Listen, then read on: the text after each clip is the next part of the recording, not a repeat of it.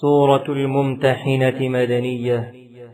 بسم الله الرحمن الرحيم.